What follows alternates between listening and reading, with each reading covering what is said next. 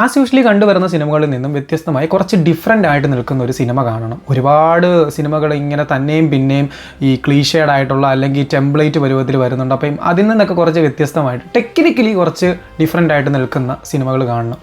അത് ഏത് രാജ്യത്തു നിന്നാണെങ്കിലും കുഴപ്പമില്ല, അതിൻ്റെ പശ്ചാത്തലം എന്തായാലും കുഴപ്പമില്ല എന്നൊക്കെ കരുതിയിരിക്കുന്ന ആളാണ് നിങ്ങളെങ്കിൽ നിങ്ങൾക്ക് തീർച്ചയായിട്ടും ട്രൈ ചെയ്ത് നോക്കാൻ പറ്റിയ ഒരു മാരക ഐറ്റമാണ് 2018 പുറത്തിറങ്ങിയ ഷാഡോ.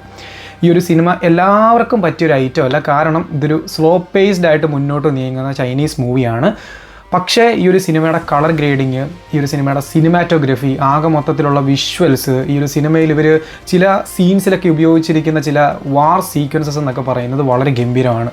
ഈ ഒരു സിനിമയുടെ കഥ നടക്കുന്നത് AD 200-300 എന്ന് പറയുന്ന ആ ഒരു കാലഘട്ടത്തിലാണ്. ആ സമയത്തുണ്ടായിരുന്ന ഒരു ചൈനീസ് എംപററിനെയും അദ്ദേഹത്തിൻ്റെ കമാൻഡറിനെയും അതുപോലെ തന്നെ അവർ ഒപ്പോസ് ചെയ്യുന്ന വേറൊരു രാജ്യത്തിനെയൊക്കെ ബേസ് ചെയ്തുകൊണ്ടാണ് ഈ ഒരു സിനിമ പോകുന്നത്.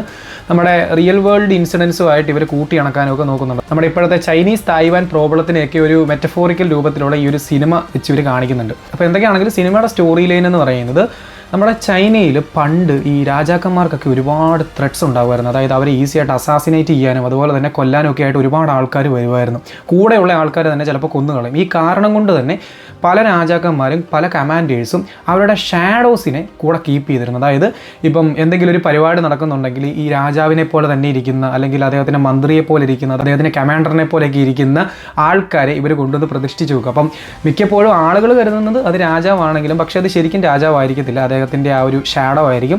അപ്പോൾ ഇനിയിപ്പോൾ ആരെങ്കിലും ഒരു അസാസിനേഷൻ അറ്റംപ്റ്റ് നടത്തിയാൽ തന്നെ ആ മരിച്ചു പോകുന്ന ആളെന്ന് പറയുന്നത് ആ ഒരു രാജാവിൻ്റെ ഷാഡോ ആയിരിക്കും.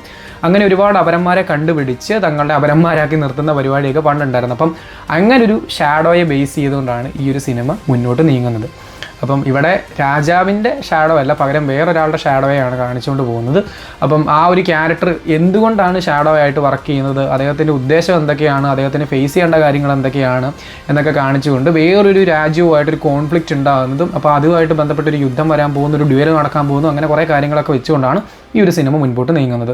വളരെ ഇൻട്രസ്റ്റിംഗ് ആയിട്ട് നമുക്ക് കണ്ടിരിക്കാൻ പറ്റും. ഞാനിപ്പോൾ ഈ പറഞ്ഞ കഥ അല്ലെങ്കിൽ കഥാ പശ്ചാത്തലമൊക്കെ വളരെ സ്ലോ പേസ്ഡ് ആയിട്ടാണ് നീങ്ങുന്നത്. ആദ്യത്തെ ഒരു മണിക്കൂർ എന്ന് പറയുന്നത് സിനിമയുടെ ഈ ഒരു പ്ലോട്ട് ബിൽഡ് ചെയ്യുന്ന പരിപാടിയാണ്. ഞാനിപ്പോൾ ഈ പറഞ്ഞ കാര്യങ്ങളൊക്കെ ഇവർ പതിയെ ബിൽഡ് ചെയ്ത് ഒരു 1 hour കഴിയുമ്പോഴത്തേനാണ് ആക്ച്വലി സിനിമ ഒരു ബാറ്റിൽ മോഡിലേക്ക് കയറുന്നത്.